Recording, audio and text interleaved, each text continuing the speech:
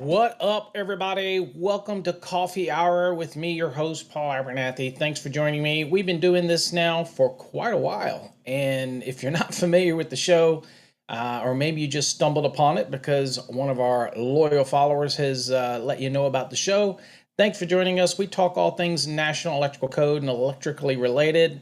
We'll talk about all different types of topics, whatever's presented in the comments. Typically, when we ask questions, as long as they're germane to the subject matter, unless it's open discussion. Also, you can submit your questions to be on an upcoming podcast or even discussed on Coffee Hour. If you go to paulabernathy.com and submit your question over there, then it will be selected, either answered in an email or it will be answered on a show or in a podcast episode. And I am behind on podcasts, as I keep telling you. So hopefully we'll get that all caught up and everything for that. So anyway, thanks for joining me. As always, folks, I live vicariously through all of you and all your successes. We want to share a shout out to Brandon today, who is taking his exam. So positive vibes for Brandon today, or anybody else out there that may be taking their electrical exam. It's a change in your life. I tell people all the time, licensure is not just getting that piece of paper. It's making an effort into your profession. It's like a doctor, a lawyer. I treat electricians in the same realm. I mean, it's a noble profession, and you are doing things that not just anybody can do. Now, people try. I mean, there's black market doctors, right? But you don't want them working on you. So we have unlicensed electricians, people that may say they have 30, 40 years in the trade. But if you're not licensed, then what are you doing? Get your license. I mean, why would you not? You're saying, well, I'm in a state that doesn't require licensure. Well, every state requires some form of licensure, whether it's electrical contractor licensing or individual licensing for journeyman or master or apprentice or whatever. Again, it's kind of like just a confirmation of achievement, really, is what it is. And then while we have a lot of master electricians who'll get into our our CMECP program, not because they feel they need it for anything, but it's to test their skills, their knowledge, again, to have a credential. They already are master electricians, so we already know they know the code. I mean, they got their license. But they just want to push the elements to the next level and test their skill. For some folks, it may be easy. Tom, for example, is in our CMEC program, and Tom's working through it record pace. But at the end of the day, some people take the full 4 months, and then some people can do it quicker than that. But it's testing your knowledge and skills and things like that. And it's going to be more challenging for other people. But that's why we get licensure and certification and training and all that kind of stuff. And hopefully, there's a big difference between certification and licensure. Licensure is a legal thing, which to do work in a specific field of study, you typically have licensure, which means you have a gateway exam you have to take. Certifications are typically voluntary. And you take them in order to, maybe a company says, I want you to have this certification to achieve this raise or promotion. They're totally voluntary, but it may be something that's imposed by wherever you work. And so, for example, our CMECP program is a certification program, but it's not required anywhere. But you may go to where you work and say, look, if I get this certification, which is a nationally registered trademarked certification, if I get this, will you give me a raise or promotion or advancement, or can I get something to show you that I'm willing to take the reins and be a leader? And that's what we like to say that you use that type of stuff for. So it's really important for people to know the difference in licensure and certifications and things like that. That's a credentialing thing. I talk about that on a podcast. So if you haven't listened, go get our podcast. And if you don't have our mobile app, get our mobile app. It is free, folks, over on our website. Okay. So there you go.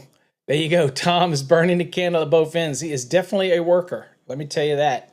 And I always love the email discussions. Again, I love people in the code, people that are in this field that think outside of the box, that are always thinking about code. And, I made that comment the other day about the island and peninsular thing where the receptacle in the drawer. And I'm like, some people will say common sense, it means in the drawer, but the way the question is written, it could be misconstrued as something else. And I like clarity. And sometimes we change the code every couple of years because we need that extra clarity to something. So this is an area where we're probably going to need extra clarity, but I don't know if they're doing anything in the NITMAM or not. I have not looked, but I'll know because I am going to be, for those that are interested, are going to be there. If you've never been to an NFPA conference, if you're not going to go to the technical parts where we go into code committees and things like that and sit in there because they're open to the public. You can come in. It's not a closed door thing. It's open. Encourage you to go. If you want to go just to go to the expo, I don't do expos that much because again, I just don't walk around and look at things. That type of thing. Usually I'm involved with manufacturers anyway, so I kind of know what's hitting the market. But if you're not and you're in the trade, you definitely at least want to go to a NECA conference or an NFPA conference and go around and look and see the things and talk to the different manufacturers, different people, ask those burning questions that you wanted to ask of a manufacturer about their products. You'll get to see new products, things like that. So it's in Vegas, June 16th, 17th, and 18th is the expo part. And then we as a code members will be doing the 19th and 20th. We'll be doing the NITMAMs. And I don't have a lot to say there, so I'm going there. Who knows? It could be my last code panel experience. Depends how long I stay with Prismium and Encore Wire or how long they keep me on as their expert. But at the end of the day, it's an experience you at least should try once and get out there and meet other people. And sometimes there's social media folks that are there. You can catch up with those social media influencers that people seem to be so enamored with a lot of times. So it's kind of just a cool event. But I will be there if you're in the area. It's in Vegas. I will be there from the 18th to the 20th. So if you're there, look me up. Go out to dinner, my treat. I'll take you out to dinner and have a good old time if you happen to be in Vegas during that time. I will be staying at the, what is that? What's the big one down on the end? Daggone it. It's the MGM. No, not the MGM. What's the big one down at the end? The one with the one that shooting took place a couple years ago. I know, right? What is that thing? Damn, why am I drawing a blank? Anyway, it's the big one down at the end, not the other end where Trump's place is, but it's at all the way at the other end, the beginning end of the strip. It's that big one. Damn, why am I drawing a blank on the hotels down there? It's not like I haven't stayed there. I think it's still at MGM Resort, but it's also a Marriott property. Mandalay, that's it. Thank you, Red Dog. Mandalay Bay. Why did I not think of that? But that's where I'll be. I'll be at Mandalay Bay. So if you're there, I don't gamble. I probably won't play $1 in a slot or $1 on the table because I'm not a gambler. I am a realist. I work hard for my money, and I don't believe in just giving it away to the casino. And the odds are always in their favor. So, okay. My wife always says, just play one pull before you leave. Just maybe you'll get lucky, but I don't typically do that. Anyway, but I'll be there if you want to be there, and I'll also be going. As of right now, I will be going to the NECA, which I can't remember, is September or something like that. It's going to be in Chicago. So if you go look up the NECA convention, I will be there. As of right now, I will be there. So make sure if you're out there, you look me up. I love to connect with you. All right. So we're going to continue today. I want to do some shout outs to everybody. So let me know who you are, where you're from, what you got going on. Anything you want to share with us, things like that in the comments, no matter what platform you're on. Feel free to do that for us. We love it. And again, if you've never been to Coffee Hour, this is not exam prep, although we do a lot of exam prep, and these things will help you for exam prep. But it's really just to get your juices flowing every day, have something to go look at while you're heading to the job site, listening. And one of the easiest ways, just by the way, if you're saying, I don't want to go to a browser, I'm telling you, one of the easiest ways to get our stuff is simply get our mobile app. It's so easy. You can click this right here, Coffee Hour. Boom, one button. And there it is right there. And if you expand it, it's just click the expansion button. And there it is, Coffee Hour, right there. That's the easiest way to do it using the mobile app.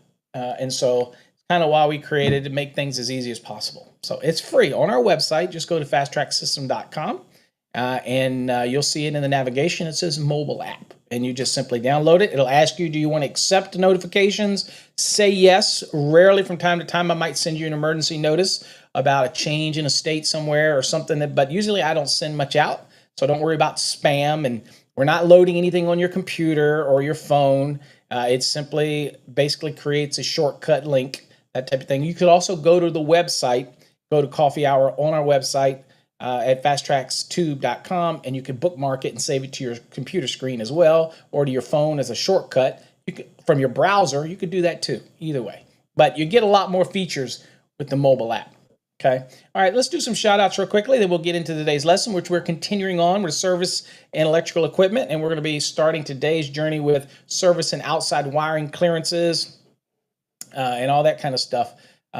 We'll be getting into that journey today. And again, conductors that are considered outside of the building. So if you have any questions based on the information we cover, we're going to be covering that for the rest of this week, and it might even flow into the beginning of next week. So this is a multi-part series. This is part 2.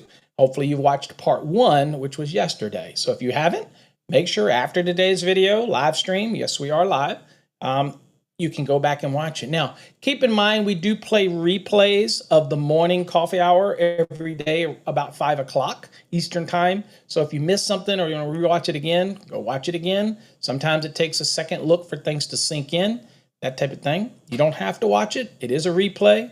But if you want to, there you go. We try to do it for your convenience because not everybody can be at the live stream every morning. I get it. All right, Paul, good morning. Glad to have you here. Welcome. Jonathan, glad to have you here. Tino, good morning. Glad to have you here. Rob, good morning. Glad to have you here, my friend. Kendra's in the house. Glad to have you here. Marlon is in the house. Marlon, thanks for joining us. Giving a shout out to all the code nerds out there. Absolutely. Tom, our CMECP candidate. Remember, Thursday is just Friday's less celebrated twin. That's right. That's right. Sky Addle or CI Addle or whatever. I can't never get that right. But welcome. Glad to have you here. Battles. I believe it's Jonathan. This is Jonathan on different platforms, increasing his odds of winning. By the way, hashtag win to spin. Okay. At this point, I think everybody that won courses have their access to their courses, so they're in there studying or learning. Okay, hopefully you're enjoying your courses, and then all of the other products slowly will go out. Don't worry, we'll try to make sure you get a email notice of when it ships. But there are some things that we need to custom engrave. So again, keep noticing your email, and I can tell you Jeff has not sent out any of the engraved stuff notices yet. So he went through the course stuff, and then they're slowly, that type of thing. Let's see. What's up, Peter? Glad to have you here. Welcome. David Bueno, glad to have you here. Let's see here. Adam is in the house. Adam, welcome. Red Dog. Woo, woo, woo, woo. Glad to have you here. Big dog. Glad to have you here. Good morning, Haas. Glad to have you here. Erie, hopefully you're, again, fast track student working through the program. Also, let me do a shout out real quick to tell people about the program. Make sure that you know that in your program you have the competency reviews at the end of each unit, and the answer key is also there. So you should be doing the answers, the questions, and then grading them with the answer key. And so when you're grading it, if example, you should be, if you're getting anything that's under 80%, then you really need to go look at the unit again and really look at what you got wrong and really dissect the question and really take a little extra time. You really should, because if you have 30 questions, you do 100 divided into 30, that'll let you know what each question's worth. And then you do that times the number of questions you got wrong, right? And say it's 5 questions and it's 2 per question, then that's 10, right? Then you would take your 100 minus 10, so you really got a 90, right? So you should be doing that. And if you do your ratio and you're getting less than 80, then you really need to pause and go back and redo the unit. Don't be so quick to move forward. Again, this isn't a sprint, this is a marathon, because you're not absorbing the material adequately if you're getting 70s, okay? Same thing when you're doing questions in the database. So if you're in our Fast Tracks program, for example, and for those that are interested, the address is right there, fasttracksystem.com. If you are going through questions and you're struggling, slow down a little bit. Dissect the question and just take that opportunity to use the index more and work back and forth. Okay, it's not about how quickly you can finish the material. It's about whether or not you're absorbing it. Anything that you ever read a question and you find yourself reading it more than once, then it means you need to take a pause on this question, because if you didn't read it and you didn't grapple or understand it right away, and then there's something wrong. Then you need to really step back and really analyze the question. Okay, don't be in such a hurry. That type of thing. Let's see here. Good morning, Nepo. Glad to have you here. Swartzy's in the house. That's a rarity to have Swartz in here.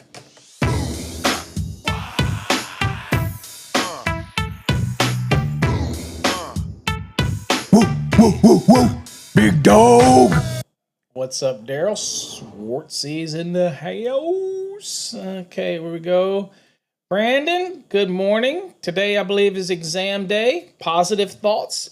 Focus, focus, focus. It's not a matter of if you're going to pass. It's a matter of what is the record, okay? And you're in Texas, so I probably do have the record. When I took mine, I was in and out of there quickly, and I think I probably got the highest score on that thing. I pretty much think is hardly anybody. The calculation portion, I got 100%. And I think I missed one on the knowledge part because one of the questions I challenged. I was like, it was written kind of shitty. And hell, the worst part is I probably was one of the ones that helped write the question. But other than that, I was in and out of there probably about an hour and a half or something like that. It was quick, but but I do this for a living, so I would expect as much, right? Let's see here. Manny is in the house wearing the Code Nerd green. I love it. I love that green. Let's see here. On the way to the test. Positive vibes, my friend. You're going to nail it. You got this. Let's go. Let's go. Adrian. Okay. Welcome. Glad to have you here. What's up, Mike? Glad to have you here, Mike. Let's see. Rob, you didn't miss anything, my friend. We hadn't even got started in the lesson yet, so you're good. Thanks for joining us. Tara's in the house. Good morning, Tara. Glad to have you here. Charles is in the house. Charles, glad to have you here. I see you, AJ. Thanks for joining us. And let's see here. Anselmo. Did I get that right, Anselmo? Looks like a new name. Welcome. Glad to have you here. Let's see. Val is in the house. Val, thanks for joining us. Edgar is in the house. Thanks for joining us, Edgar. Good morning, Charlie. Hope everybody's good. Let's see. Your test is in less than a week. Focus, focus, focus. Okay? Focus, focus, focus. What's up, Jamal? Welcome. Glad to have you here. Red Dog. I got my jersey. Did you get the jersey? Do you like it? You got to have a picture, man. Send us a picture. We'll share it on the morning show. Although I will say, we can start doing that. If anybody gets anything they want to share on the show, a picture, a jersey, show they're celebrating their license or whatnot, please send it to us. Just send it to us here at info@electricalcodeacademy.com. Okay, that's that thing. For example, I can share pictures like this here, okay? And this is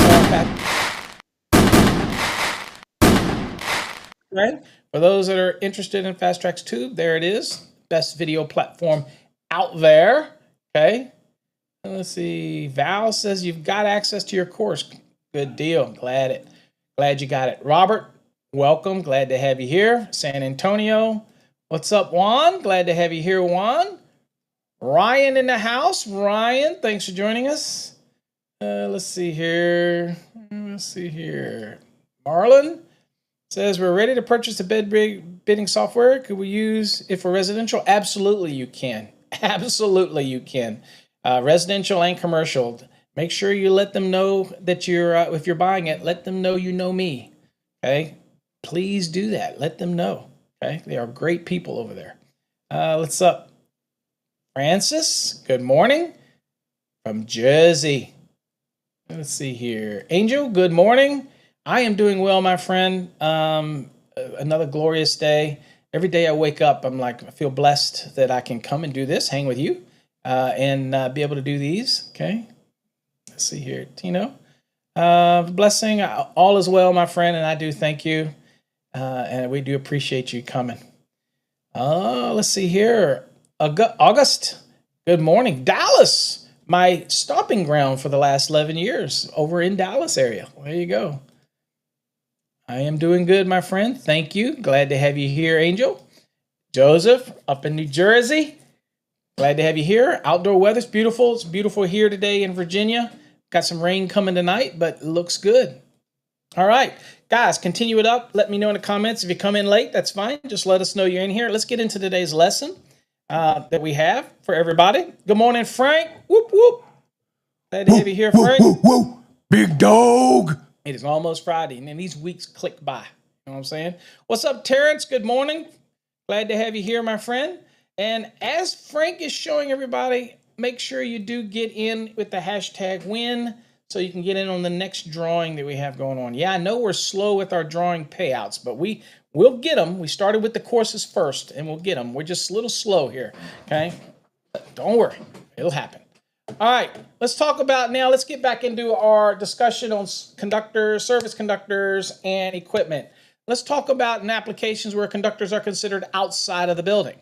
All right, so the National Electrical Code tells us when things are considered outside of the building. We have 230.6. It's more importantly, is when we're talking about, and most of the time in these type of questions, when we're really concerned with something being outside of the building, it's more a service conductor driven thing, right? Because a feeder can run through a building, and a feeder is protected by an overcurrent protected device, right? So there's protection there, but service conductors are not. The only thing that those service conductors are protected is from overload, because we'll size the overcurrent device, we're required to provide overload, but we're not providing any short circuit or ground fault protection to those supply side conductors, right? So it's just overload protection. But if they run through a building, they really have no protection on those conductors that we can control, right? It's utility side, and I don't have no control over them. So an interior service disconnecting means must be installed as close as possible to the point of entry of the service conductors and must be readily accessible. Okay, y'all are familiar with 230.70 and 230.71, 230.72. You know, you're familiar with the grouping requirements. But in 230.70, it tells us that the service conductors have to be outside or nearest point of entry, right? And so in this case, what is considered outside? All right, well, in this case, one of the things says a raceway, like this right here, that is installed beneath 2 inches of concrete slab lies outside of a building. So one of the practices good morning, Alex. Thanks for joining us. Glad to have you here. Woo, woo, woo, woo. Big dog. So this is considered outside of the building. It's running under 2-inch slab. Now, what's interesting is there are other ways to be considered outside of the building, by the way. Okay? So if we go look at the NEC really quickly, we have 230.6. So this is conductors considered outside of the building. So conductors, in a lot of other places in the code, when they want something to be considered outside of the building, they'll refer you here. Why reinvent the wheel, okay? They might send you to meet the rules of 230.6, even though it may be some other application. They're telling you, hey, you want to be considered outside the building? Go follow the rules here or one of the methods that are in 230.6, right? What's up, Alberto? Glad to have you here. All right, so 230.6, it says conductors shall be considered outside of the building or other structure under any of the following conditions, okay? Well, the first one that we saw here is when it's beneath not less than 2 inches of concrete beneath a building or other structure. So you run it under 2 inches of concrete. When the code says something has to be outside of the building, that's considered outside of the building, right? Okay. Here, we're installed within a building or structure in a raceway that is encased in concrete or block, not less than 2 inches thick. So this happens all the time where maybe I want to put a service further into a commercial building, for example, and I'll run it underneath the building and then they'll run it up into the building, but they'll encase it in 2 inches of concrete or 2 inches of brick. Okay. And then run it up and then they'll put their equipment. And you might go, well, it's in the building. Yeah, but it's considered outside of the building by proxy of following these rules in 230.6, right? All right, so then you got that. And next it says we're installed in any vault that meets the construction requirements of Part 3 or 450, right? So this would be like a transformer vault that has the requirements, the thicknesses and everything like that. Well, it's a vault and it's basically considered outside of the building if you have the convulse. So there's some advantages to that because you can come underneath the building, right? And then pop up into a vault and everything is still okay, all right? Let's see here. Next, it says we're installed in conduit and under not less than 18 inches of earth beneath a building or other structure. So one of the other wave, Steve Griffin is the man, okay? He is the man. I don't know. I can't guarantee any discounts, okay? So don't say Paul says you're going to get a discount. I can't say that. You know, he's a businessman. This man has to make a living like we all do. And I think his estimating software is priced so freaking reasonable, it ain't even funny. But he has two different versions. He has the hybrid and then he has the next gen. Okay, discuss with him which one's better for your needs. But he's a great guy. Really is a great guy. And he'll definitely take care of you. I get one of the biggest things about him is that you have a resource and that type of thing. So one of the things I'd say is, hey, Steve, if you give me the course, will you throw in the estimating? If you give me the software, will you throw in the estimating course? Because I think they can go hand in hand. And I think if you're going to do all that and take it to the next level, they work hand in hand together. And then he's just an amazing resource. He's definitely an estimating and bidding guru. That's most certainly. But tell him you heard about it on our morning show, that type of thing. So and see where that gets you. But he is a great guy. All right, so if I install it in a conduit, okay, conduit. Notice it says conduit. It doesn't say installed in a raceway. So there is certain things that you can do here when it's 18 inches below the earth, and this could be semantics, but code is code, right? So it doesn't say we're installed in a raceway, which would bring in something like tubing, okay? That type of thing. So it seems to me it has to be a conduit, or rigid intermediate, schedule 80 PVC, schedule 40 PVC, where acceptable. All those are conduits, whereas an EMT is a tubing and it may not necessarily work here. Okay, AHJs may look at this literally and say, no, it's not. EMT is not a conduit; it is a tubing. Okay. So anyway, there you go. And people then ask me, but are you saying that you can direct bury EMT? And my answer to that is yes, you can. It's usually got inherent galvanized protection. You only have to worry about where you put it in severe corrosive environments so you have to wrap it or do something extra. But usually from the manufacturing process, if you go look at Steel Tube Institute, which obviously they make EMT as well, you'll see that they say it already inherently comes with galvanized coatings, a protective coating. It is okay for direct burial, that type of thing. All right. What next? It says we're installed within rigid metal conduit or intermediate metal conduit used to accommodate the clearance requirements of 230.24 and route directly through an eave, but not a wall or building. So this one we're going to kind of see in a minute what we're talking about here. So this is saying, you know what? If you're taking it up the side of the wall and you're going to an overhead mast, then it can go through the eave, but you have all the rules you have to meet, distances and all that in 230.24. But that, as long as it's rigid or intermediate, then it is considered still outside of the building. Okay, so important. You're not going in the wall. It's just a portion that's running through the eave, that type of thing. Okay. Let's see here. What is this? What's up, Saquon? Thanks for joining us. AJ says, what about the conduit from slab to panel? City of Irving claims this must be fuse protected. If it is in the slab and it's a service, okay, if it is encased in 2 inches of concrete, okay, well, the code says that either below 2 inches or it's encased in 2 inches, okay? So again, we go back to reading what it says here. It says, where installed within a building or structure in a raceway that is encased in concrete or brick, not less than 2 inches thick. Okay, so it has to be encased in it. So whatever the raceway you put in it, it has to make sure that it has 2 inches of thickness around it. So it's encased in it. Okay, it's not like you can put it in it and only have a 1/2 inch of concrete. It has to be encased in it. So a 4-inch slab, you put a 2-inch raceway in it. Okay, then what happens is you've got the actual diameter of the raceway, and then you have the concrete. Is it going to be 2 inches encasement around it? That type of thing, right? Which means if you have a slab that was 2-inch diameter, right, then you'd have to be 2 inches. Then you'd have 2 inches on the top, 2 inches at the bottom. So that slab would have to be what? 2, 3, 4, 6 inches thick. So they could be doing that where it doesn't qualify. Also, the big difference is whether or not, again, we're talking feeders or service. So if we're doing this to try to keep it outside of the building, then that's, but again, you'd have to get a little more clarity from them what they're saying it needs to be fuse protected.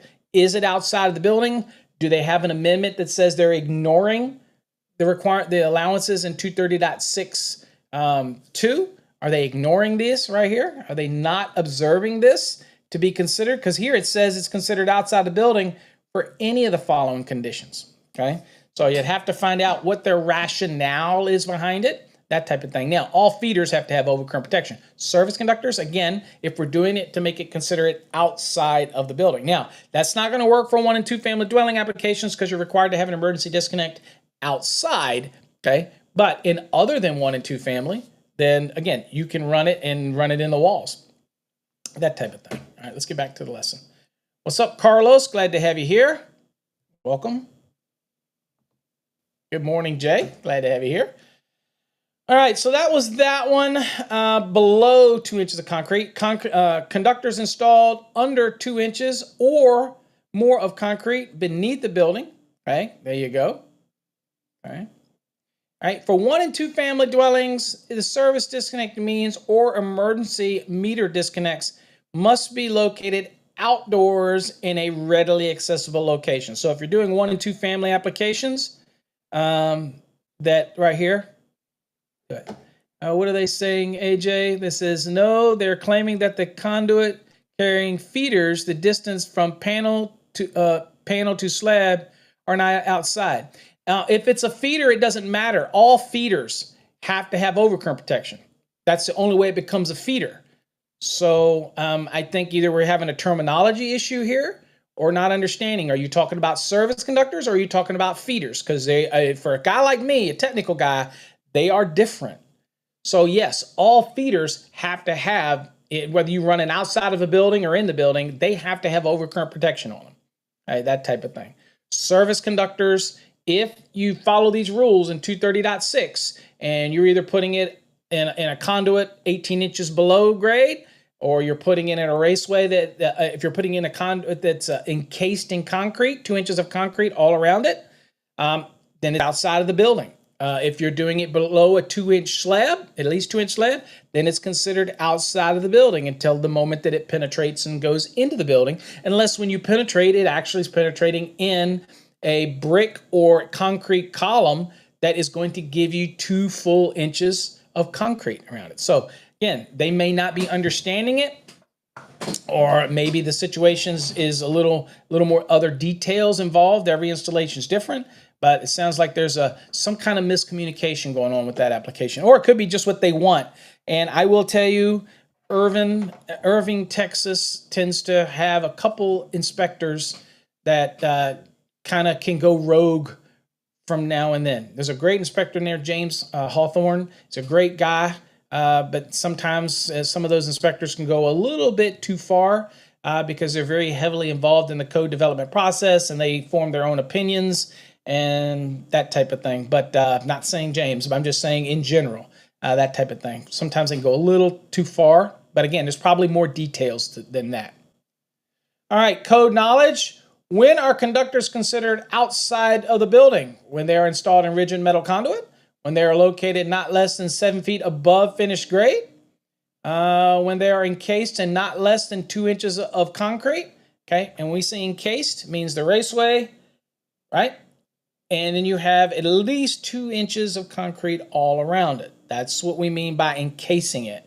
Okay, and then 4, when they operate at less than 150 volts to ground. Well, there's obviously only one obvious answer here, and that is when they're encased in not less than 2 inches of concrete. Okay, let's see here. Tom says, wouldn't that be closest point entry apply once the service entrance raceway exits a slab or concrete encasement? Absolutely. So in our example, though, let's go back right here. So this is a panel that's in it. If this is a concrete encased, 2 inches of concrete around it, and this is underneath the slab, and I bring this up into this is considered outside.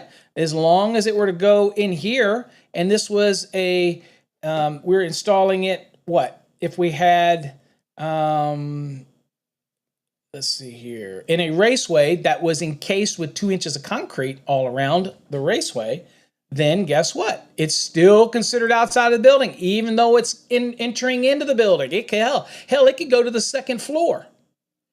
But it's still considered per code outside of the building if you follow those rules in 230.6. And we do this stuff for fire pump applications and other things where we want to keep those conductors outside of the building, but we may want to put it further in, okay? The moment that it goes from outside of the building to inside of the building, then we need to have the overcurrent protection, right? We have to have that established. Now, again, we're not talking 1 and 2 family right now. We're just talking in general commercial and other than 1 and 2 family, because that still requires the emergency disconnect, okay? Application under 230.85 for a 1 and 2 family. But we're not talking 1 and 2 family at this point, okay? That type of thing. Now, people say, well, wait a minute. If it comes through the slab, it's in the building. No, it's not. If it's in a raceway that's encased in 2 inches of concrete, it's still, by code, it's still not entered that building yet. Basically, that column is separating the building from what's considered outside. The moment that that condition changes, then you get the requirements for the service disconnect, for example, being outside or nearest point of entry. The moment that it becomes entering into the building, then that's when that kicks in. Now, could you put it outside somewhere? Absolutely. Carry it in? Yeah, you could do that as well. You could even change it to a feeder. And once a feeder comes in, then you could run it through the building. Okay, not a problem. All right, underground services. Right, so wiring methods permitted for services of 1,000 volts nominal or less are listed in 230.43. We're going to kind of look at those. We're not going to spend a lot of time on them because that's a simple list of all the different wiring methods that are applicable to being able to use them for services, okay?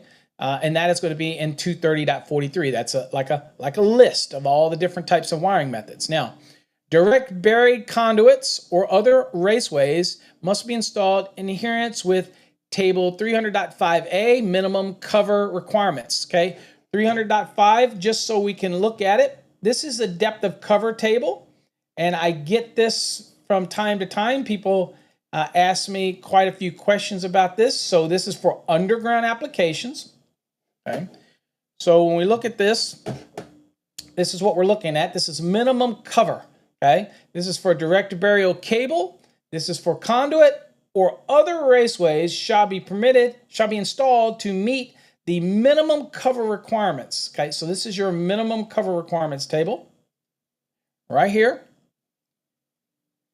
All right, 0 to 1,000 volts. Okay, here's your depth of cover. And over on the left, you have the location of the wiring method or the circuit itself. So it's general catch-all, all locations that are not specified. So if it's not something that's specified down here, people tell me all the time is, what do I do if it's not specified down here? Well, then you go right here. There's your default right here. Okay, pretty simple. If you have an application where you're going to use these down here on the left side, then you have varying depth depending on the wiring method or type of exposure, right? So a good example, direct burial cables, okay, USC-2, okay, those type of things, or USC-2 or direct burial cables, just a cable assembly rated for direct burial, or the individual insulated conductors like a USC-2 that are either plexed together or dropped in a trench, okay? Their cover is going to be 24 inches. The utility may be deeper. Theirs might be 30 inches. Theirs might be 36 inches. But we're not talking about the National Electrical Safety Code. We're talking about the National Electrical Code. Right? So this is your catch-all for all of the locations, right? So this is just for direct burial cables and curriculum. But here, what if I have all those other locations and I'm using rigid metal conduit or intermediate metal conduit? Then I can reduce the depth of cover to 6 inches, okay, because of the strength of the rigid metal conduit or intermediate metal conduit, right? So what does that mean? One of the most important things that I talk about when it comes to cover is that it's about the cover, right? It's from the top of the wiring method to the final grade cover, okay? Whether, again, if you have asphalt or you have just dirt or you have gravel, it's the final grade, whatever the top is, down to the top of the wiring method, not to the bottom of the trench, okay? So a lot of people may make a mistake and dig an 18-inch trench, let's say, when the cover requirement may be 18 inches, but they forget that the raceway that may be putting in there may be a diameter of 2 inches. So if they have to have 18 inches of cover, right? No, I haven't showed you a list yet. So there is no missing PVC. I haven't showed you a list. I haven't showed you the list in 230.43 at all yet. So at the end of the day, what happens is you get to have a reduced clearance, but you have to make sure that you're accounting for the top of the wiring method all the way up, not just the trench itself, okay? So it's from the top of the wiring method, so it means that an 18-inch cover might need to actually be a 20-inch deep trench in order to accommodate the wiring method. You get what I'm saying? That type of thing, okay? So here you happen to see the columns. This is for direct burial, okay? And this is just the catch-all locations right here, the very top one. And I usually tell students a lot of times is to highlight this with a different color just to make it sure that it stands out, because you get some reductions down here based on these actual locations of where the wiring method of the circuit is. But this is your catch-all right here, all right? And you go over here to the right, you'll see here, this is your column 3. This is for EMT. Again, I have so many people that say, oh, you can't throw EMT in the ground. You most certainly can. In fact, it's listed right here in the table. Well, I wouldn't do that. It would rust out. Then you've got some shitty EMT, because the manufacturers of it do put a corrosive resistive coating on it. So, but anyway, here's EMT. Here's the non-metallic raceways used for direct burial without concrete encasement. That means that it's PVC, Schedule 80, Schedule 40, just thrown in a trench, right? There you go. Or other approved raceways from the manufacturer. This may be also like a reinforced resin type of raceway that the AHJ is okay with, that's marked for direct burial, that you could throw in there. There you go. And of course, you have column 4, which is residential branch circuits. An interesting one about this one is you have to meet all these caveats to even get any of these reductions, okay? So for residential, it has to be a residential branch circuit. It has to be rated 120 or less. It has to be GFCI protection on it, and the overcurrent protection cannot exceed 20 amps. If you meet all those conditions, let's say it's going out to a post light, or something like that, then you can have a reduced cover. So the general would be 24 inches, right? For a general application, for, let's see here, for a UF cable, right? But over here, if that UF cable is being used and it meets all this criteria, then they have a reduction to 12 inches of cover, okay? Makes sense? All right, so then you got that. And then, of course, you got column 5, which is dealing with things like irrigation and landscape lighting and that type of thing. Not more than 30 volts, okay? Not more than 30 volts, and installed with type UF or in other identified cable assemblies. So you got to meet all of these caveats in order to get these reductions. Now, you do have some notes here. This is a good time for me to point out about notes again. All these notes that you may see in anything like this, like these notes here, these things like this, that's going to be talking about these different notes down here. And these different notes down here are going to talk about all kinds of things, whether or not you can reduce your depth of cover, what happens if you hit rock bottom when you're doing your trench. These notes are very much applicable, guys. These are not like informational notes where you don't follow these. These are very much germane to this table when they're referenced, okay? So keep them in mind. These notes can be important, okay? So you always want to glance down at your notes because these may have some application. For example, biggest one that we run into right here. So you're doing your depth of cover, right? You're digging your trench. And it says where, let's see here, where solid rock prevents compliance with the cover depth specified in this table. It means you hit rock when you're trying to get down 24 inches, let's say. It says the wiring shall be installed in a metal raceway or a non-metallic raceway permitted for direct burial. It means it's marked for direct burial. It says the raceway shall be covered by a minimum of 2 inches of concrete extending down to the rock. Okay, so a minimum of 2 inches of concrete over top of it, down above the wiring method, right? And if that's the case, then you can have your reduced clearance down to as deep as you can get because of the rock. But as long as you put this 2 inches of concrete over it, then it's going to be considered, and you're putting it in a metal raceway or a PVC, for example, and it says non-metallic because it could be something like a fiberglass reinforced type of raceway, that type of thing. As long as you do that, and you're putting that 2 inches of concrete extending down to the rock, then, dude, you're okay. You're going to be fine. You're not going to have anybody damage it or whatnot like that. So anyway, that's just some kind of looking at the table. Let me get rid of that real quick. Let's get back to the lesson. All right. All right, so there you go. So it says where the conductors or cables emerge. Okay, so once you are undergrade, and by the way, here's a good example of this. So this is your cover. Right? You got to account for the wiring method, okay? Got to account for the wiring method, okay? Now, Peter says the compression, well, one thing about it's not so much about the compression as the fact that you couldn't use something like an EMT, standard EMT fitting because it's not going to seal. It's going to allow moisture to get into it. So you're not sealing it, and they're not listed and evaluated for direct burial, that type of thing, okay?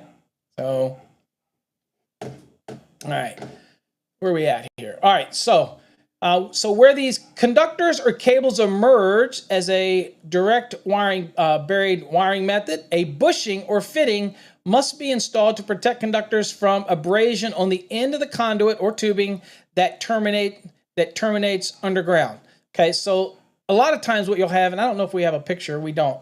So this raceway may come down if you're going to bring like a USE-2 conductors in, and it gets to the end right here. So this end has to have a bushing on it so that these conductors can go in and come up, okay? Or you could have some other type of fitting that makes the bushing irrelevant, so it's not going to damage the conductors, or you could seal it with a sealing. Like let's see here, one of the companies that make like a sealing material that'll go in it, that will go actually in it. You would pump it in there, and it would seal around all these individual conductors, and then you don't have to worry about moisture coming in and getting up into your equipment, anything like that. So again, you could do it that way. So this is kind of a long sentence, but if you were to go to 230.43. You'll see a list of different types of wiring methods that you can use, okay? So, for example, this is your open wiring on insulators. This is your IGS. This is your rigid metal conduit right here. There's your intermediate. There's your EMT, all right? There's your electrical non-metallic tubing, ENT. Yes, that can be used for service as well. Service entrance cables, wireways, busways, auxiliary gutters, rigid polyvinyl chloride conduit, that's your PVC. Cable bus, MC cables, believe it or not. Yep, MC cables used for service conductors. Mineral insulated metal sheath cable, MI cable. I don't see anybody doing that, but you could. Flexible metal conduit, FMC, or liquid tight flexible metal conduit, as long as it's not longer than 6 feet. Okay. Let's see, between raceways or between raceway and service equipment. Okay, so you do have a little bit of length that you're able to use an FMC or LFMC. Let's see here. With a supply side bonding jumper routed with the FMC or LFMC according to 250.102A, B, and C and E provisions. Let's see here. Liquid type flexible non-metallic conduit, high density polyethylene conduit, that's HDPE. Polywater. Polywater was the name of the sealing compound. And they also make a lot of fittings for HDPE as well. But they're a sealing compound, and they will seal as the conductors come into that raceway. And that sealing compound, the way it seals, will basically keep the conductors from moving and not have an issue where they may be abraded on the end of the entry into that raceway, that type of thing. Okay. All right. But these are just the wiring methods. They're over in 230.43. And also type TC cable, TCER, can be used for this application as well. Okay, as long as it's marked as such. And the only product where TC cable is actually marked to use that would meet this requirement is the product that I invented. That's called the hybrid cable. It's available at Encore Wired and Prysmian. That is one of my patents, and that product is TCER, but it is unique TCER the way it is marked, and the way ours is evaluated, it is also marked for use as service conductors, that type of thing. Okay. Anyway, there you go. All right. Clearances. Now, this is going to get interesting for people because, again, I have a lot of people that say, hey, from that utility pole, that service drop that comes over to the side of my house, I got an inspector telling me I got to have certain clearances on that. All right. So this is important stuff that we're going to learn about clearances. All right. So the point of attachment, that is right here. Okay. This is where this drop would attach to the side of the structure.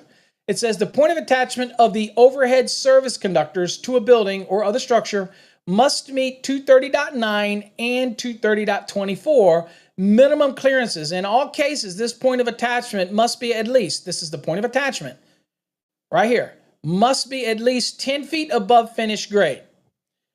So that point of attachment may be the reason why some people have to go through an overhang or put a mast or do something to get it up high enough, because that point of attachment must be at least 10 feet above the finished grade. Okay, that's a given, right? And as always in our Fast Tracks programs, you'll see the code references. Always go check out the code. Go in and out of your course, okay? Don't just read it here and say, I'm done. Go in and out of it. That's the whole process, right?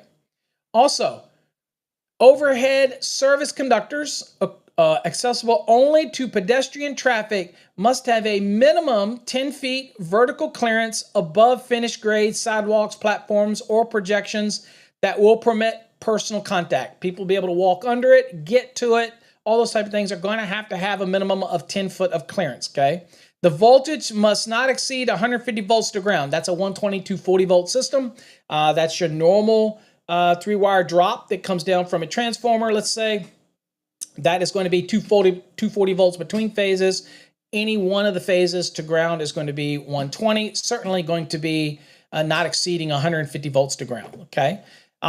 Also, here, you'll notice this right here.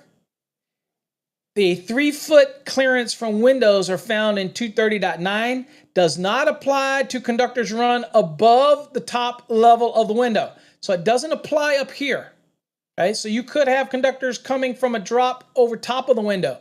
It does not apply above the window. It applies to the left, it applies to the right, it applies underneath it, and applies out from it as long as this window is openable. If this is not the type of window that opens, then it's different, okay?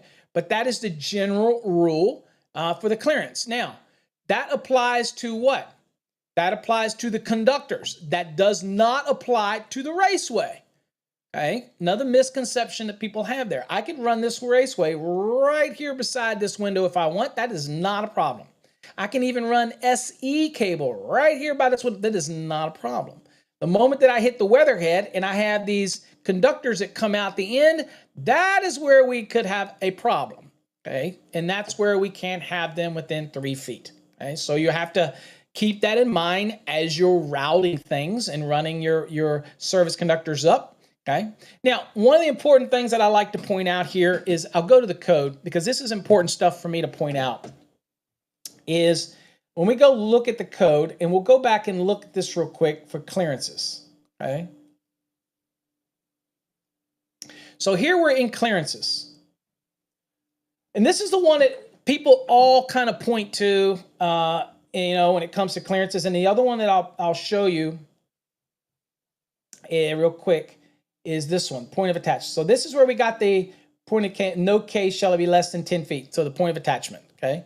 But the other thing that people tend to lose sight of is all these vertical clearances, the 10 foot, 12 foot, the span. I'm going to show you something. And we want to start that journey right here in clearances. Notice what it says, overhead service conductors. It does not say, folks, service drops. Okay, massive, huge misconception. Now, the utility may use the NEC. It may follow the same guidelines. The inspector may enforce it the same way, but it's talking about overhead service conductors. That's implying not from the transformer to the point of attachment. That's dropped from the transformer. That is service drop conductors. It's a defined term in the NEC. Okay, usually outside of the scope of the NEC. But we have other things that talk about it because they do come to the building. So we have to talk about point of attachments. We have to define it. But as I said yesterday, if you joined us yesterday, if the utility stops, let's say your property is 100 feet in the property and the utility is on a pole and they say, look, we'll go 50 feet onto your property. That's as far as we're going to run it overhead. Okay. So they go over it and they put a transformer over and they at the property, and then they bring it over to a pole that's 50 feet in, right? And then at that point, they go, we're done. From there to the dwelling, that becomes the point, the point of attachment still at the building, but that is the point of line of demarcation where the utility leaves off, okay, in the National Electrical Safety Codes there. And then the NEC will pick up because from that pole, that final span that's going to go over to the dwelling, let's say, or the building, that becomes something the electrician has to be aware of. That is something the inspector will inspect. That is what we're talking about. That is overhead service conductors. That's what that is, okay? And that is very much germane to these clearances. So you might say, well, then who governs the service drop? Well, that is the utility. And if it is not high enough and there is not enough clearance on that it becomes a hazard, that is when your AHJ may call that out. But their only reason they're calling it out on your inspection is because they probably don't have the ability to communicate this to the utility. So they're going to let you know that they're not going to pass your inspection. You're going to have to reach out to the utility and work through all that and say, dude, y'all are too low. The best way to counteract that is to make sure that, one, that your point of attachment is up high. Okay, and you understand where they're coming from, so it's not going to drop down. So when you construct your system, you're already putting it in place where the point of attachment, it may require a masthead. It may require you to take the service entrance conductors up higher to get to that weatherhead that's higher up on the roof, maybe up near the peak.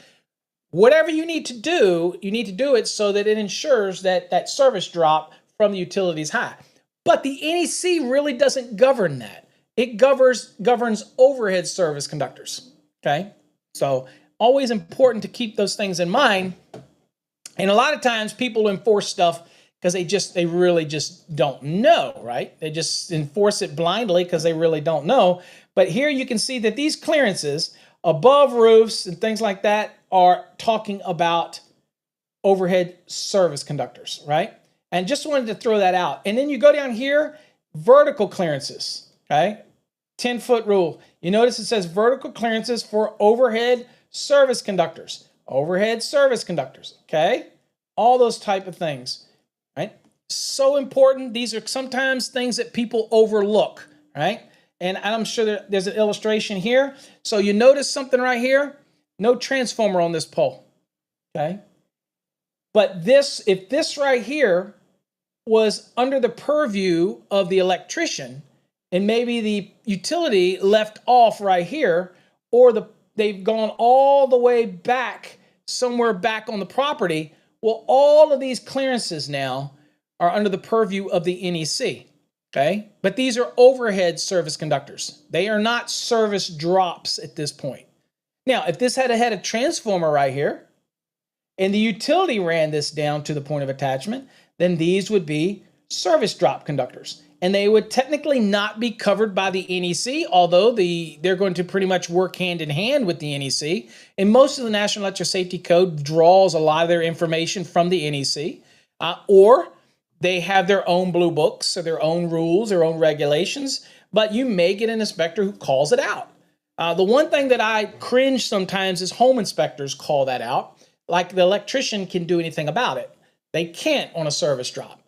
They really can't. They're not going to go out there and move that. They need to contact the utility. So again, if the utility was okay with it, all a home inspector can do is write it up and make the homeowner aware of it, but that's not something an electrician can fix. Now, it might be that the only way to fix it is for the electrician to move the masthead higher or move it up so that that drop comes down, because we don't want the utility to come and put it tight to try to keep it up. We want to make sure that it's able to get it up high enough in order to make sure that they get their clearance and that type of thing. Okay. And what I see, this is a lot of older properties where nobody paid attention to that minimum of 10 foot to the point of attachment. They didn't care. And unfortunately, that's where a lot of the old home inspections happen, whereas they go to older homes and the utilities didn't care, the inspections didn't care, maybe they didn't have the right good rules at the time, and so things are what they are. Now you got a home inspector coming in there and saying, well, you got to meet code. I'm like, dude, they didn't have a problem with it when it was originally installed, so you can note it for your liability, but you ain't going to be able to change it. It is what it is, okay? And we all know a home inspection is nothing more than a negotiation anyway. They hold zero authority in the sales process. Hopefully people know that. That type of thing. Good information. Love my home inspectors. I teach a lot of them, but they have to remember their role in the process. They basically are facilitating a negotiation between the seller and the buyer. That's it. They have no code authority on anything. They may think they do, but they do not. Okay. All right. So here's your vertical clearances again. So 10-foot minimum vertical clearance is required from any platform or projection from which overhead conductors of 150 volts or less to ground will permit personnel contact. If they can get under it, walk under it, then you got to have that clearance. This is an example of a little patio. So right here, if it's underneath it, it's 10 feet. Okay. The driveway, 12 feet, or it may have to be 15 feet, considering what type of driveway it is, or roadway, it may have a higher clearance, that type of thing. All right. But again, this is for overhead service conductor applications, not for service drops. Okay, makes sense? Okay. Now, if by chance your voltage exceeds 300 volts to ground, okay, exceeding 300 volts to ground, then you'll have a different clearance requirement. It'll be 15 feet of clearance. Obviously, that's going to typically be higher voltages, more commercial, more industrial. The roadway may have more heavier equipment, loaders, forklifts, things like that. Need a little more clearance and those type of things than you would get in a normal residential application, which a residential driveway is going to be a 12-foot clearance, okay? That type of thing. I don't know if I said 15-inch. You know what I mean. Feet. Okay.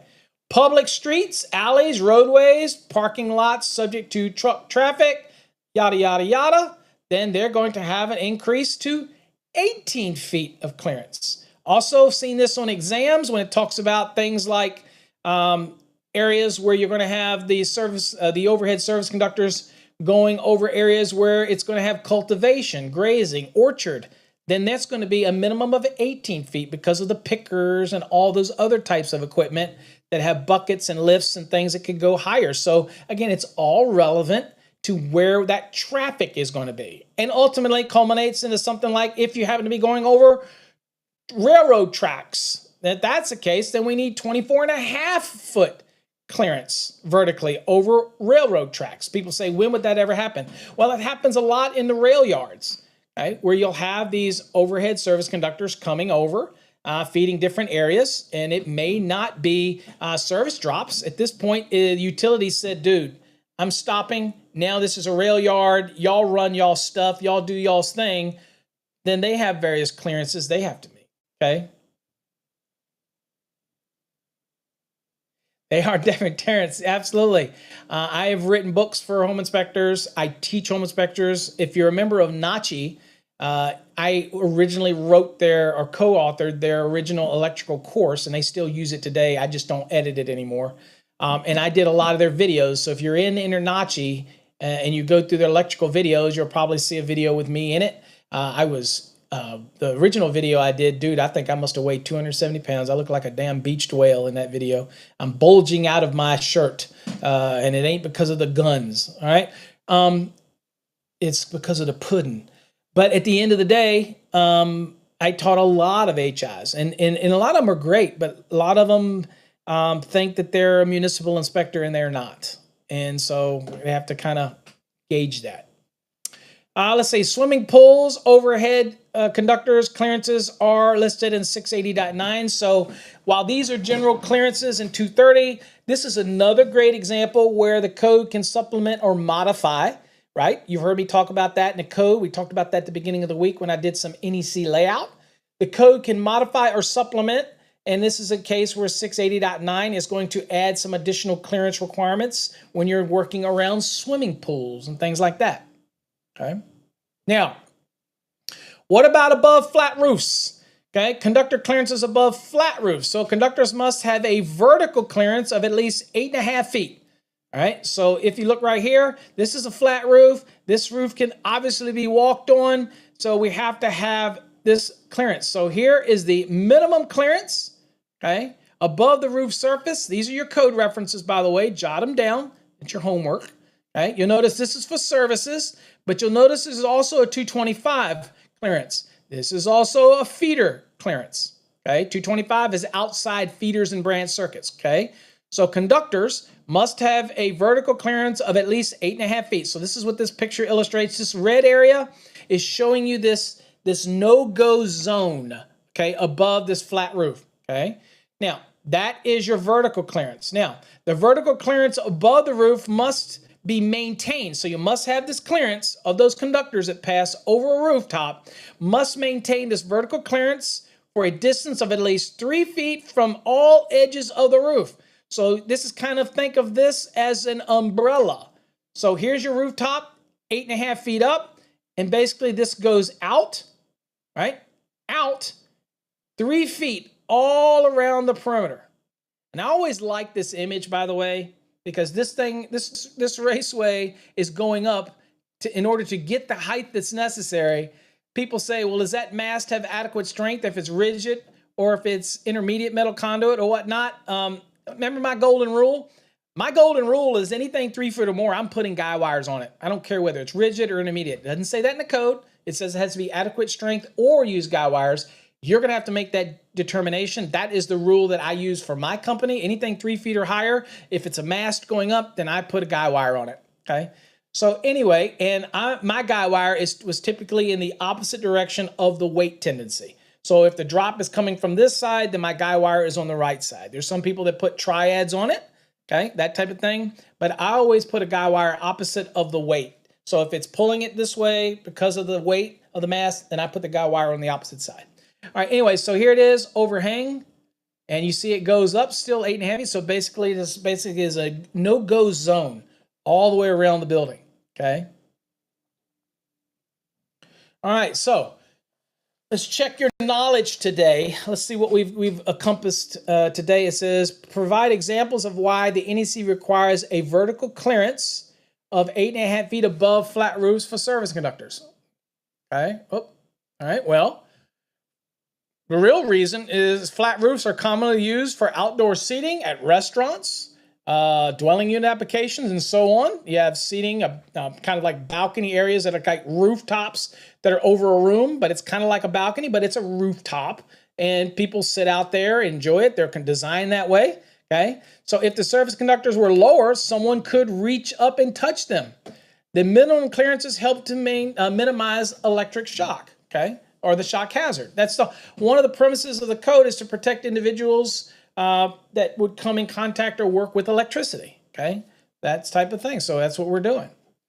All right, now conductors above a sloped roof. So we talked flat, right? 8.5 feet. We have flat. What about if you got a slope on it? Okay, well, the voltage between conductor does not exceed 300 volts. Again, so in a dwelling, very typical, very typical. So we have an allowance here for a rooftop to have a reduced clearance if the voltage between conductors does not exceed 300.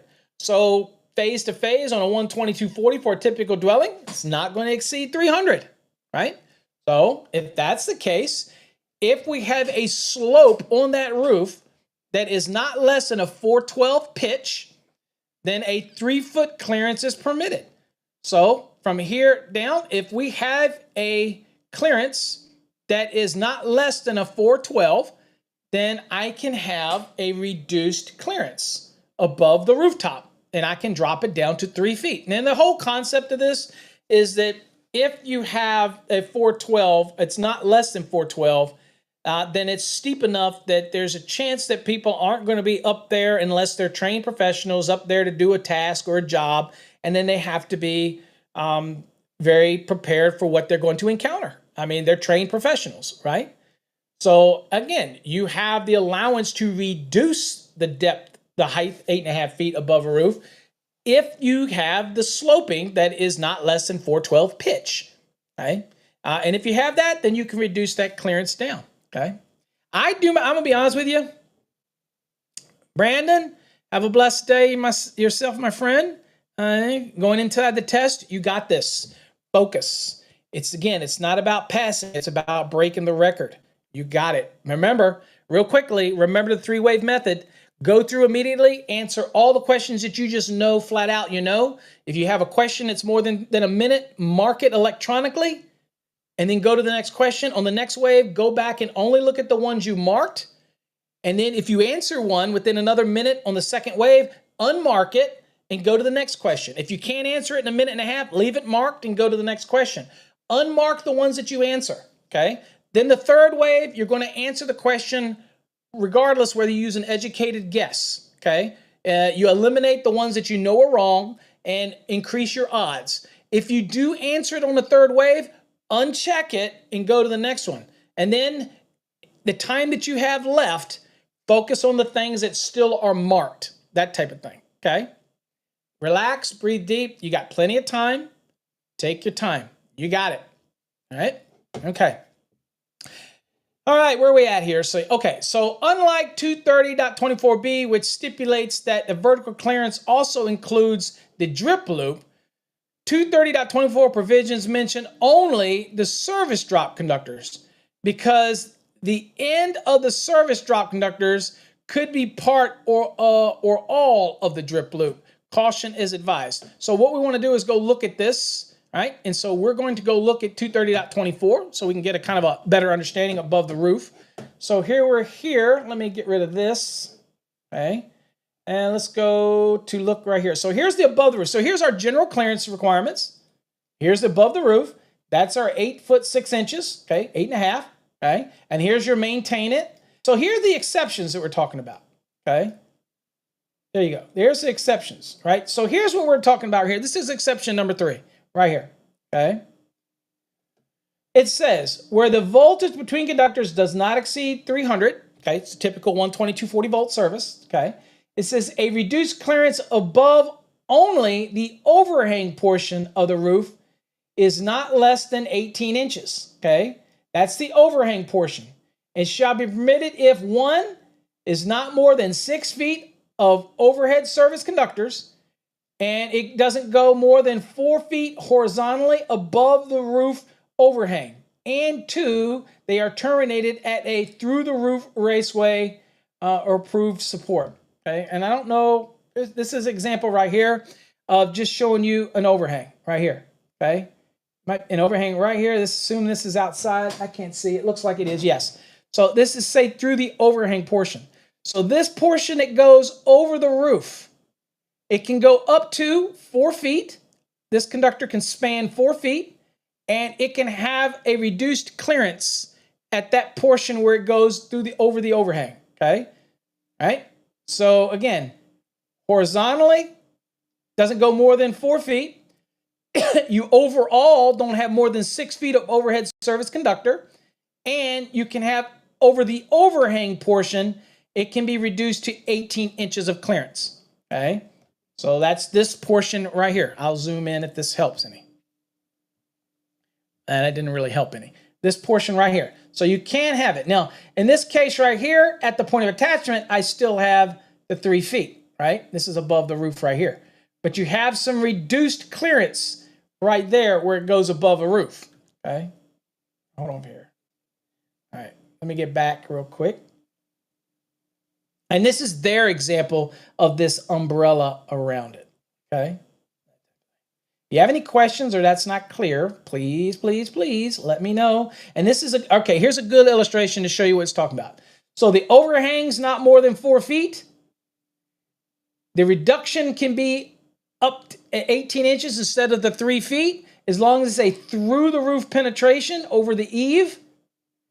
And the overall length of conductor is not more than 6 feet. Okay, the overall length, right? Maximum distance. You can have a reduction here at where these conductors terminate. Okay, and that is the bottom of the drip loop, 18 inches of clearance. Now, anywhere else over this roof, I could have a 3-foot clearance if I had a slope that was not less than 412. Otherwise, I have to stay 8.5 feet above the roof, right? And you have to remember that it encompasses this whole roof, okay? 3 feet out, 8.5 feet up, okay? Oops, let me go back here. Right there, okay? Encompasses it, okay? All the way around, okay? All right, let's get back to the lesson. All right, so, well, you know what? I probably should have looked at this one here. So there you go. Here, so here's your 412. Let's assume this says 412. So there we go, 412, all right? So for every 12 inches, it drops 4 inches, okay? And here is the service drop coming down, okay? All right? So here is your 3-foot clearance. Okay, got that. Right. Here is the traditional one here. So this is obviously less than 412. So you don't get a break here, right? So this has got to be 8.5, right? So this is why you had these long masts, folks, because if you got to have this clearance, this is a shallow roof, anybody could walk over it, that type of thing, right? And over here, you see right here, we see this is greater than 412, so the reduced over the roof can be reduced to 3 feet, okay? So the point of attachment is usually the lowest point of the service drop. Yep, that is true, because you remember that the point of attachment has to be below the weatherhead. You'll remember that from yesterday, right? It says, if, however, the conductors run above the roof's highest point, let's say peak or ridge, a taller mast may be required. And of course, y'all know my rule. If it's not considered adequate strength, an AHJ, if for my rule was 3 feet or more, I'm putting a guy wire. But again, if it's only a couple feet, then it might be rigid or intermediate, might considered adequate strength, that type of thing. Okay. A service mast supporting service drop conductors must be of adequate strength or be supported by braces or guy wires to safely withstand the strain imposed on the service drop. Okay, 230.28a. If you're in a Fast Tracks program, make sure you always go look at the chevrons. Don't take anything for granted. Read it, look at the illustrations, go to the code, and it helps you learn. Trust me, just follow what I say. Okay. Now, this was that reduced clearance that we're talking about. So if it's not more than 6 foot linear of overhead service conductor, okay, so the overall service conductor is not passing over the roof more than 6 feet, okay, so it's near the edge, got you. The voltage between the conductors does not exceed 300 volts, check, 122 40 volt, okay. The horizontal overhead service conductors measured does not exceed 4 feet, okay, So the path of service drop conductors above the roof is not more than 4 feet. Okay, so the overall conductors, including the loop, is not more than 6 linear feet of conductor, and the actual horizontal overhead service conductors that go over it does not go over more than 4 feet of roof material. Okay, got it. Conductors terminate in a through-the-roof raceway. Okay, so this is a through-the-roof raceway. Okay, obviously these conductors aren't going down in the building because that would be a problem, because that would be service conductors entering into a building and they're not protected, so that's not going to work. We saw the allowance where it allows you to be considered outside if it goes through the eave. Okay, that type of thing. So that's still considered outside of the building here. Okay. The conductor's minimum vertical clearance is 18 inches where all 230.24a exception number 3 requirements are met. Okay, again, that was the 6 feet, 4 feet of overhang. The conductors can be dropped down to at least an 18-inch clearance as long as you meet all of those, and that's for termination at the weatherhead. Okay, there you go. And the reduction in clearance to 18 inches applies to sloped roofs as well as flat roofs where the service drop passes above the overhang portion of the roof only. Again, only the overhang portion. Okay. All right, that's a lot to cover in an episode. Clearances and all that kind of stuff. So tomorrow, we're going to get into working space and answer all those questions, talk about labeling of working space, all those kind of little goodies that you have to do. Whether or not you have to have that on all disconnects, and we'll look into the code and break it down a little bit to understand working clearances tomorrow. Let's do some giveaways real quick.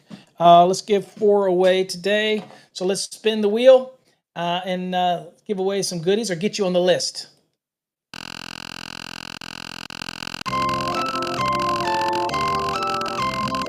Let's see.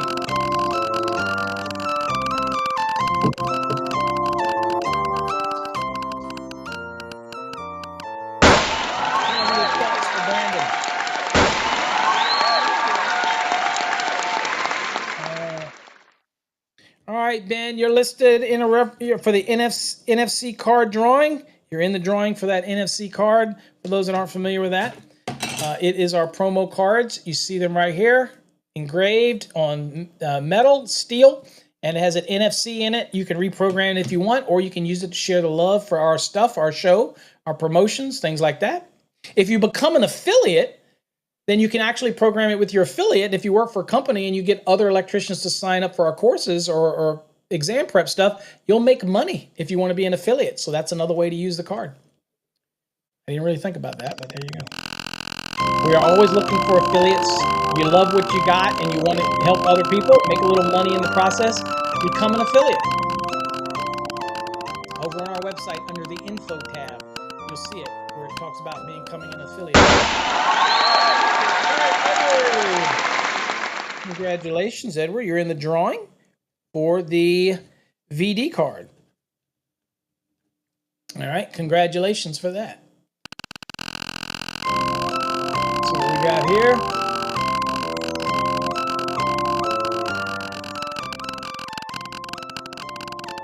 Never know what we're going to talk about every morning in different discussions, so hopefully you got something out of that.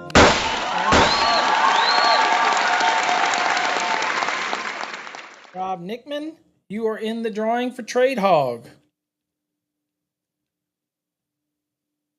Okay, congratulations on that, getting in that drawing. Do it again here. I'm running over again. I apologize for keeping you folks a long time. Hopefully you got something out of today. Tomorrow, you're going to get something out of clearances and all the discussions that we have about clearances. David, you are in the drawing for the conductor length card.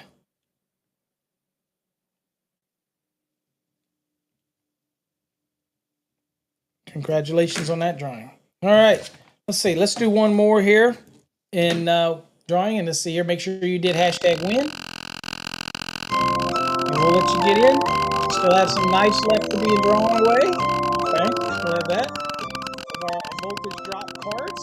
Okay, if you want to know how to do every voltage drop. Keep it in your pocket. These are the heavy duty cards. Christopher, you're in the drawing